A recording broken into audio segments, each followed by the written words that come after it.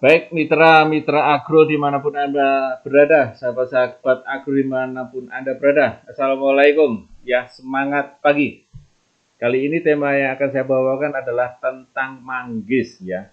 Manggis, ya karena manggis ini ternyata memiliki potensi ekspor yang luar biasa. Nah, manggis ini tentu saja karena ekspor, maka kita berharap di masa penyimpanannya tentu saja bisa lebih tahan lama, kemudian tetap rasanya manis, dan kemudian kita juga berharap bahwa penanaman manggis ini adalah grade-nya menjadi super atau mungkin ukurannya menjadi lebih besar.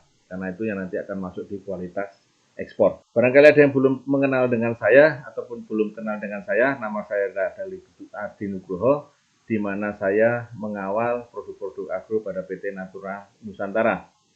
Ya, baik mitra-mitra sahabat agro dimanapun Anda berada, perlu kami sampaikan di sini adalah potensi dan nilai ekonomisnya manggis ya, makin lama makin bertambah ya, makin bertambah ya, karena ini masuk ya sebagai makanan, juga bisa menjadi minuman ataupun juga untuk kesehatan kosmetik ataupun industri yang lainnya ya. Ini jadi masuk pada mana saja ya, di mana saja makanan, minuman, kesehatan, kosmetik dan lainnya.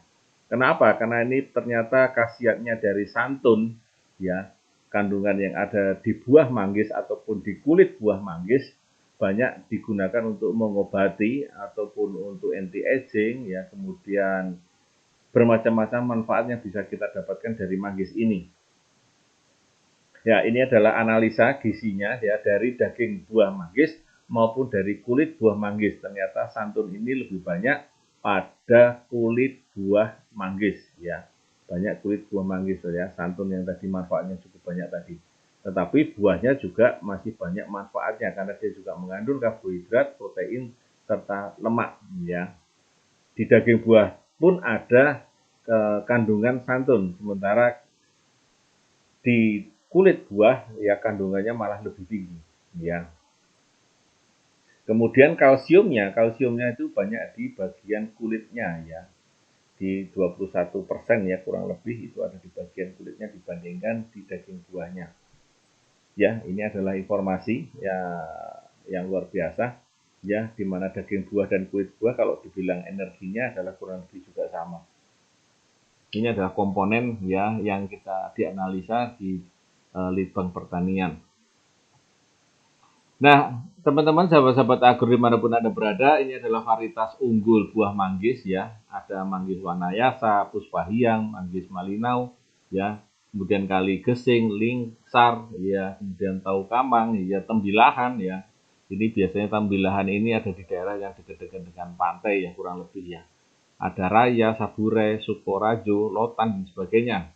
Ini adalah cerita tentang tembilahan tadi yang dimana ini adalah varietas unggul yang boleh dikatakan bebas dari cemaran getah kuning ya ataupun getah kuning karena ini biasanya ditanam di daerah pekarangan ataupun daerah rawa pasang surut yang selalu tergenang. Jadi ini eh, memang daerah yang khusus ya Ratu Tembilahan ini ya. Kemudian ya ini adalah varietas unggul yang untuk daerah-daerah rawa ataupun di daerah pekarangan ataupun di daerah-daerah yang agak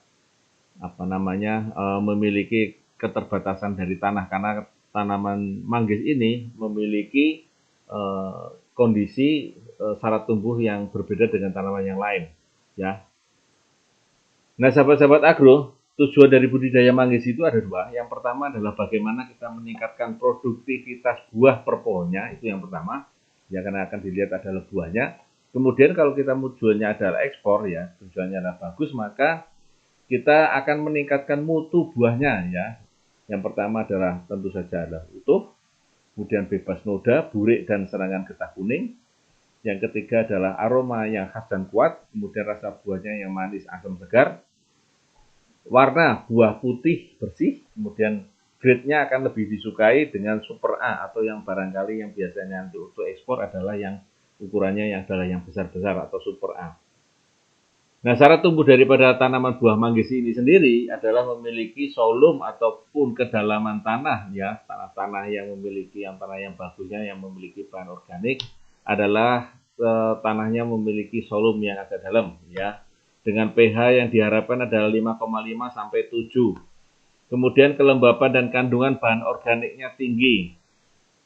Drainase mesti baik ya karena tanaman ini sangat peka terhadap pemupukan dan air yang di mana nanti terjadi cemaran getah kuning ini akibat daripada air dan pemupukan ya.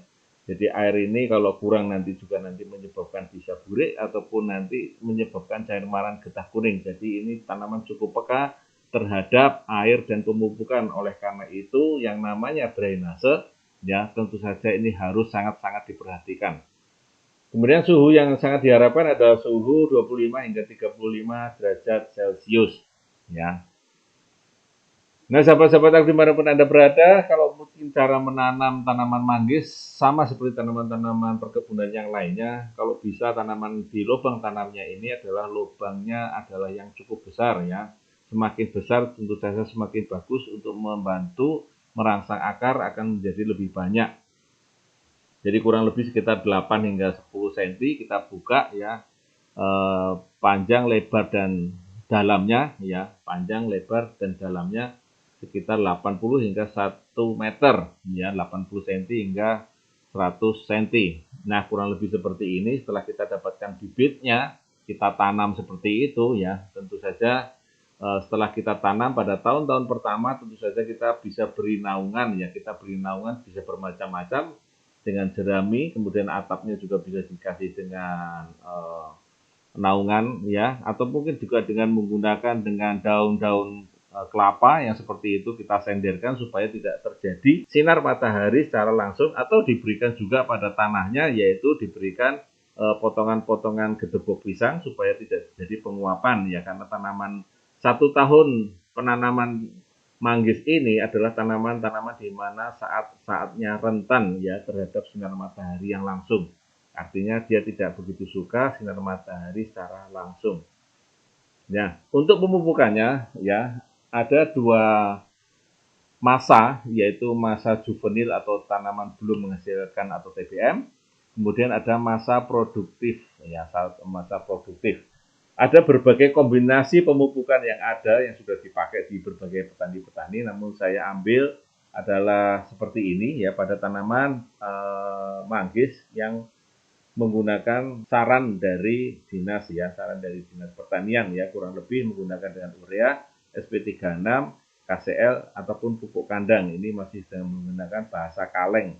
Satu kaleng ini kurang lebih sekitar 18 hingga 20 liter atau 18 hingga 20 kilo. Pada saat-saat ini masa-masa juvenil atau TBM ini 1 sampai 2 tahun kita masih menggunakan urea 50 gram per pohon, SP36 25 per pohon, KCL-nya 25 per pohon, dan pupuk kandangnya kurang lebih sekitar 1 kaleng ya, atau 18 hingga 20 kilo. Nah, ini bisa kita tambahkan dengan teknologi NASA. Ini adalah kita bisa menggunakan yaitu 60 gram super NASA atau 500 gram ya granul per pohonnya.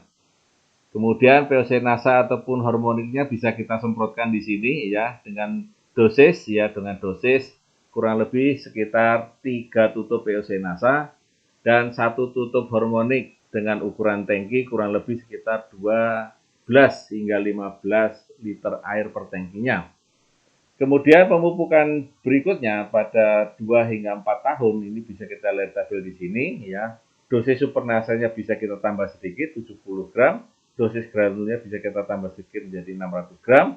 Kemudian VOC NASA dan hormoniknya bisa kita tambahkan sedikit dosisnya yaitu 4 dibanding 2, 4 tutup VOC NASA dan 2 tutup hormonik. Di sini mohon maaf belum tertulis.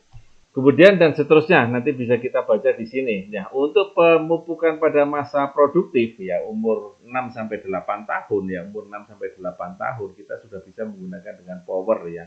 Kita sudah bisa menggunakan dengan power di bagian bawahnya. Nah, untuk penyemprotannya kalau dirasa sudah terlalu cukup tinggi ya bisa kita tinggalkan ya. Dosis yang kita sarankan power ini adalah 70 gram per pohonnya. Nanti bisa kita berikan selama 3 kali ya, super NASA tadi bisa kita berikan sekitar 3 kali.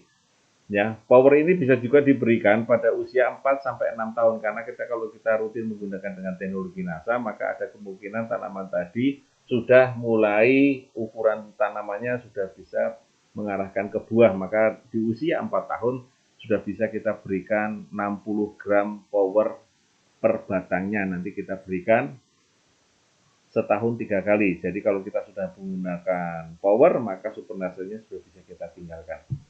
Ya, jadi kita sudah mengarahkan ke tanaman menghasilkan atau masa-masa produktif tanaman.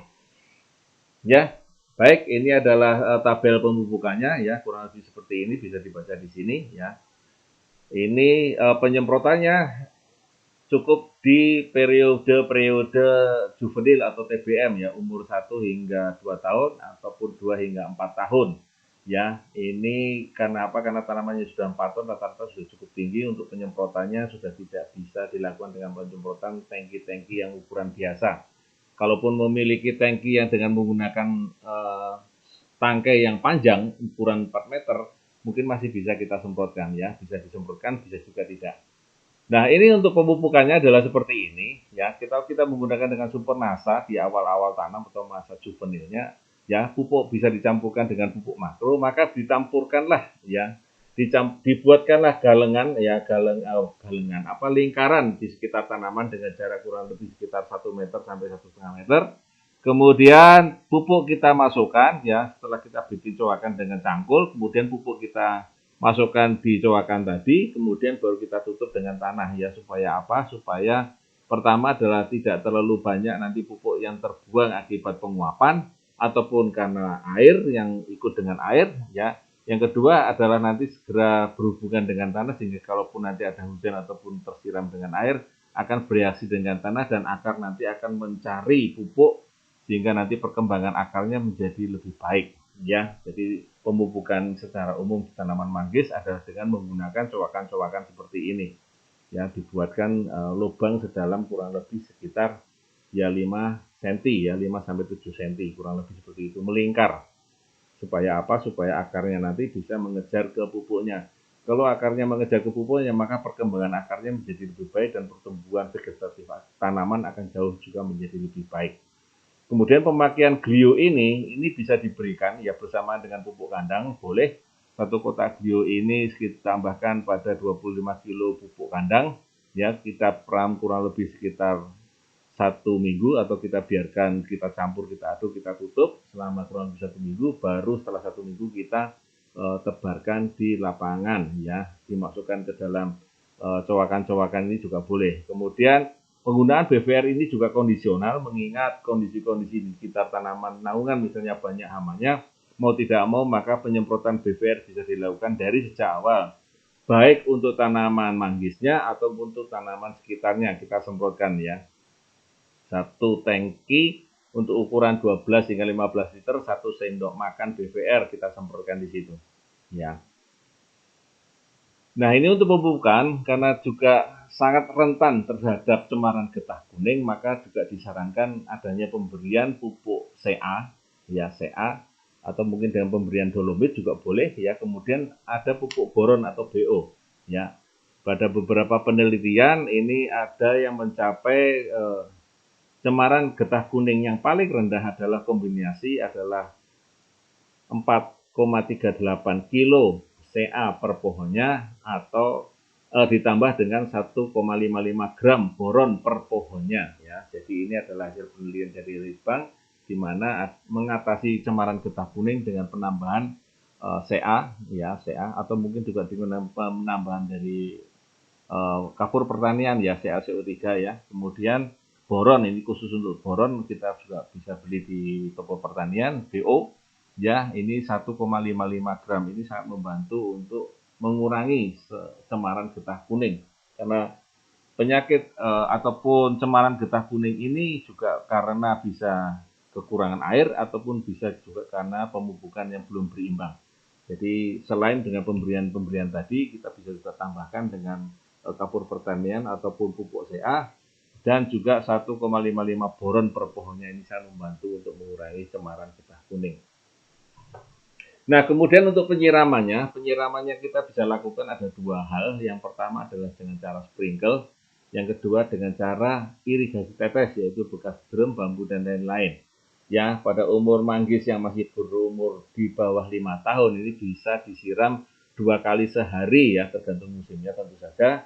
Dan penyiraman ini dilakukan pagi atau sore hari sebelum pukul 15 ya, sebaiknya di bawah pukul 15 atau jam 3 sore. Jadi pagi-pagi kita menyiram di situ dan jangan di atas jam 15. Kemudian saat umur di atas 5 tahun ini bisa kita lakukan penyiraman 3 sampai 4 hari sekali sesuai dengan musim. Jadi tanaman manggis ini sangat peka dengan kondisi air. Kalau dia kekurangan maka banyak hal yang mungkin bisa terjadi. Yang pertama adalah bisa kena guriknya. Yang kedua bisa karena nanti kandungan CA-nya yang tidak terserap ya. Jadi penyiraman menjadi sangat penting, maka air menjadi sangat dibutuhkan, tetapi tidak suka tergenang. Jadi irigasi atau drainase menjadi sangat-sangat perlu diperhatikan. Kalau sprinkle adalah sederhana karena kita menggunakan dengan mesin dan sebagainya, maka penyemprotan bisa kita atur sedemikian rupa ya untuk menggunakan sprinkle tadi. Tetapi kalau dengan irigasi tetes bisa dengan menggunakan bermacam-macam, ada yang menggunakan dengan drum, ada mungkin dengan menggunakan dengan bekas botol mineral, atau mungkin dengan alat-alat yang lain, yaitu bisa kita lakukan. Yang penting adalah ini harus dijaga ya, ini harus dijaga atau airnya harus dijaga supaya tetap sedikit lembab ya. Saya katakan sedikit lembab bukan sedikit basah. Karena basah dengan lembab agak berbeda. Kalau basah bisa jadi nanti ujungnya adalah tergenang. Padahal tanaman manggis ini kurang begitu suka dengan kondisi tergenang. Kemudian panggis ini akan dipanen kurang lebih di usia 103 sampai 110 hari ya, dengan ciri-ciri kulit buah dan dagingnya sudah dapat dipisahkan. Kulit buahnya sudah berwarna coklat, getah kuningnya terlihat sedikit ya. Kemudian untuk tujuan ekspor biasanya dipanen sebelum masak sempurna ya, kurang lebih sekitar 1 minggu sebelumnya itu sudah mulai dipanen ya. Kemudian umur panen manggis yang ditanam dengan cara vegetatif itu adalah 5 sampai 7 tahun, sedangkan umur panen pohon manggis yang ditanam generatif adalah 10 sampai 15 tahun ya. Cukup jauh perbedaannya ya. Jadi kalau kita lakukan cara vegetatif atau dengan cara disetek ya, disambung, maka itu lebih cepat panennya dibandingkan dengan cara kalau kita menggunakan dari biji ya, dari biji. Maka selisihnya adalah cukup berbeda jauh ya, 5 sampai 7 tahun, sementara yang dari biji 10 sampai 15 tahun. Dan umumnya periode panen yang ada di Indonesia rata-rata bulan November hingga Maret ya pada tahun berikutnya. Ya ini cukup lama karena dipetik ya kurang lebih berkala, jadi tidak bisa langsung semuanya. Ini adalah urutan-urutan panennya. Ya rata-rata di usia 104 hari warnanya kulit hijau bintik ungu, beratnya masih 80 hingga 130. Di usia 106 ya kulit ungu merahnya 10 sampai 25%, beratnya 80 sampai 130, diameternya masih tetap. 108 ungu merahnya 25 sampai 50%, 110 ungu merahnya 50 sampai 75%, 114 hari ungu merahnya beratnya 130 gram, ya diameternya 55 cm. Sementara untuk konsumsi lokal rata-rata di usia 114 sudah bisa dipanen. Sedangkan untuk ekspor rata-rata 104 sampai 108, artinya 1 minggu sampai ya kurang lebih sekitar 1 minggu ya, itu lebih cepat dipanen ya, lebih cepat dipanen. Dan ini adalah indeks panen buah manggis ya. Yang pertama adalah masih hijau, kemudian mulai semburat merah, kemudian semburat merah kekuningan, kemudian seluruh buahnya menjadi merah merata, kemudian coklat kemerahan, kemudian ungu kemerahan. Nah, yang terakhir adalah ungu gelap atau kehitaman. Ini adalah matang sempurna, tapi tidak cocok untuk ekspor ya, karena sudah terlalu masak, karena ekspor akan membutuhkan waktu kurang lebih sekitar 1 minggu. Nah, kemudian grade-nya daripada manggis ini berdasarkan berat buah manggis. Grade Super A-nya adalah berisi 6-8 buah per kilonya. Grade AA-nya adalah 10-13 buah per kilonya. Grade 3A adalah 14-15 buah per kilonya. Ya, ini berdasarkan beratnya. Baik teman-teman semua, mitra-mitra semua, nanti akan kita sambung lagi cerita tentang cemaran getah kuning dan burik ya, tentang dihama penyakit ya. Ini baru cerita tentang pemupukan, nanti kita sambung lagi untuk cemaran getah kuning dan burik pada tanaman manggis ya. Kita sudahi dulu, kita cukupkan sekian. Terima kasih, sampai ketemu di lain waktu dan di lain kesempatan. Terus video-video kita berikutnya. Ya, terima kasih. Sampai jumpa lagi. Semangat pagi.